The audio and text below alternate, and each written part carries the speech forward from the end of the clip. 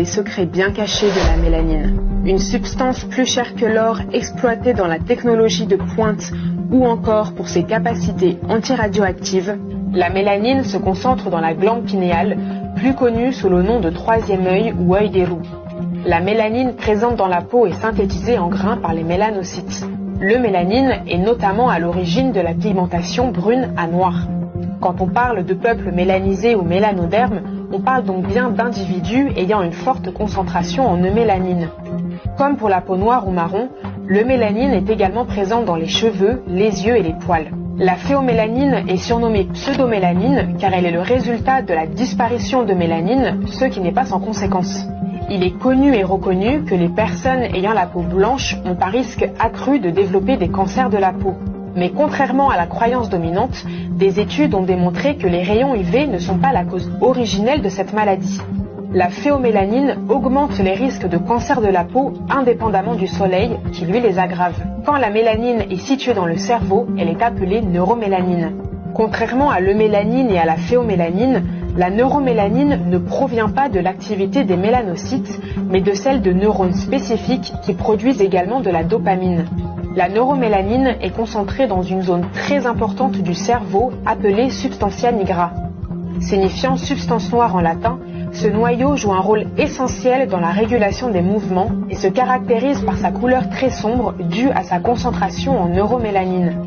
Plus on perd de la substantia nigra, plus on augmente les risques de développer des maladies neurodégénératives, mais on en reparlera plus tard. Un article de Wikipédia fait quant à lui une révélation intéressante, même si c'est juste à demi-mot. Une recherche effectuée sur des Indiens indiquerait une possible influence de l'ethnicité sur le nombre absolu de neurones pigmentés de la substance noire. Traduction, il y a un lien entre ton origine ethnique et l'étendue de ta substantia nigra. Parmi ses nombreuses fonctions, la neuromélanine protège les neurones en nettoyant le corps des métaux lourds. Maintenant, tu sais que quand on parle de mélanine, on désigne en fait spécifiquement le mélanine et la neuromélanine qui ont toutes les deux une couleur très sombre, contrairement à la phéomélanine. La mélanine est présente partout, dans l'atmosphère, la terre, les plantes ou encore les animaux. Chez les humains, elle se concentre particulièrement dans le cerveau, le tube digestif, les organes reproducteurs, le liquide séminal, les tétons, le système nerveux, les oreilles ou encore les yeux. Malgré ce qui peut être affirmé notamment dans le milieu de la cosmétique, le mélanine protège bien la peau des rayons UV du soleil. Je rappelle qu'avant les invasions, de nombreux peuples mélanisés vivaient presque nus. Si les rayons du soleil étaient nocifs pour eux, ils se seraient couverts depuis bien longtemps. La peau noire, qui contient plus de mélanine que la peau blanche, est mieux protégée contre les dommages causés par les UV, et le mélanine est considéré comme supérieur à la phéomélanine pour ses propriétés photoprotectrices. La mélanine chez la peau noire est doublement plus efficace que la peau blanche dans l'inhibition de la pénétration des radiations des UVB. Pénétration de 7% d'UVB et 17% d'UVA pour les noirs, 24% d'UVB et 55% d'UVA pour les blancs. Non seulement le mélanine protège des méfaits des rayons UV du soleil, mais aide aussi à les utiliser comme énergie pour le corps. La mélanine étant très foncée, elle a donc cette capacité à absorber toutes les énergies qui l'entourent. La neuromélanine se situe dans le cerveau, notamment dans la substantia nigra, qui a un rôle essentiel dans la régulation des mouvements du corps. Et en effet, il a été prouvé que les malades de Parkinson ont une substantia nigra amoindrie, c'est-à-dire qu'ils ont moins de neuromélanine. Pour rappel, Parkinson est une maladie qui empêche le contrôle normal du corps. Il y a donc un lien direct entre la perte de neuromélanine et cette maladie neurodégénérative. Une thèse de doctorat présentée en 2014 nous révèle ainsi que les propriétés de l'eumélanine sont exploitées dans la bioélectronique.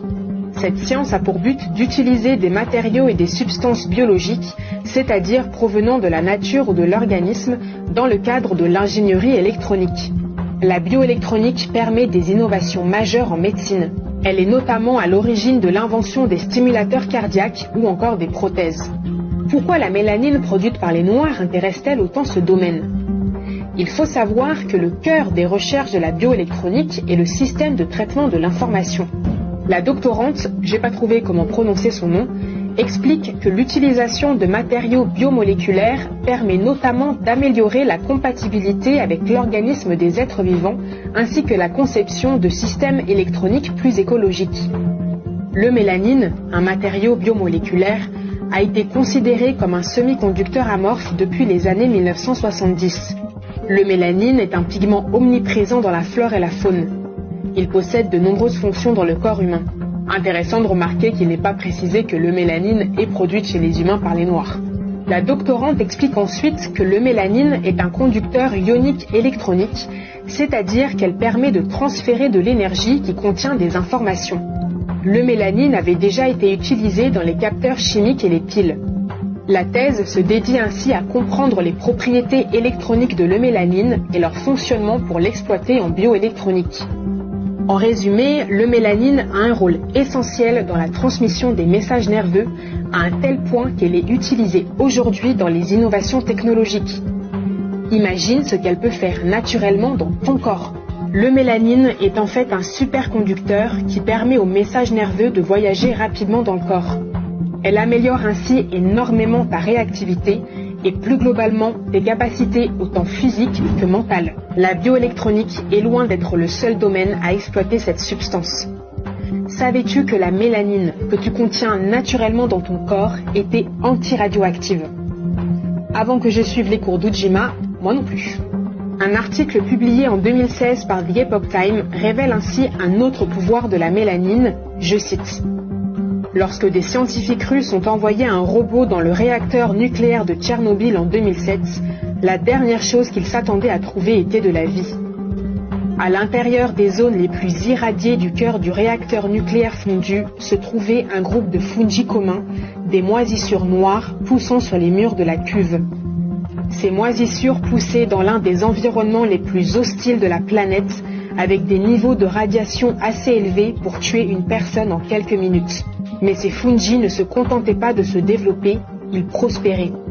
Un chercheur de l'Albert Einstein College of Medicine à New York, Arturo Casadeval, a enquêté sur ces moisissures résistantes et a aidé à identifier différentes espèces. Elles partagent toutes une caractéristique distincte. Elles contiennent des pigments de mélanine sur leur surface. Le travail de Casadeval a permis de découvrir que les fungi utilisent la mélanine pour capturer l'énergie émise par le rayonnement ionisant, à la manière des plantes utilisant la chlorophylle pour capturer la lumière du soleil. De nombreuses espèces de fungi sont également capables de concentrer différents métaux lourds. Après la fusion du cœur du réacteur de Tchernobyl, les cueilleurs de champignons de toute l'Europe ont été avertis de ne pas récolter et manger certaines espèces de fungi qui pourraient concentrer de fortes concentrations à la suite des retombées radioactives. Utiliser des fungi pour nettoyer des déchets radioactifs ou d'autres types de déchets est une technique émergente et promet d'être moins coûteuse que d'autres méthodes concurrentes. Et ouais, un article de The Stranger résume bien ce qu'on vient de lire. Le pigment qui rend les personnes noires aide le champignon fungi à se développer à Tchernobyl. En plus de révéler son anti-radioactivité, l'article qu'on a lu évoque plusieurs fonctions de la mélanine qu'on a expliquées dans cette vidéo. Sa capacité à absorber les énergies comme la chlorophylle dans les plantes. D'ailleurs, parenthèse, mais on peut imaginer que la chlorophylle est verte vu que les plantes sont vertes, mais en fait elle a une couleur très sombre. L'article évoque également la capacité de la mélanine à nettoyer son environnement des métaux lourds. Bref, que la mélanine soit dans l'environnement ou dans notre organisme, ses vertus ont le même pouvoir. J'ai découvert grâce à Ujima que de nombreuses marques commercialisent la mélanine en tant que complément alimentaire. Cette marque vend ainsi 60 gélules d'un produit appelé mélanine, alors qu'en fait une gélule n'en contient que 0,63 mg. Une autre marque précise que la mélanine est produite à partir de laine de mouton noir. Dans ce format, le pourcentage de mélanine est minime, donc c'est difficile de se rendre compte de son prix, mais Ujima a trouvé le prix de la mélanine synthétique pure. Prépare-toi bien. Pour 100 mg, 109 €. 250 mg, 229 €. 1 g, 650 €. Le même jour où j'ai visité cette page, le prix de l'or était à moins de 50 € le gramme. Et on parle toujours de mélanine synthétique, c'est-à-dire produite en laboratoire.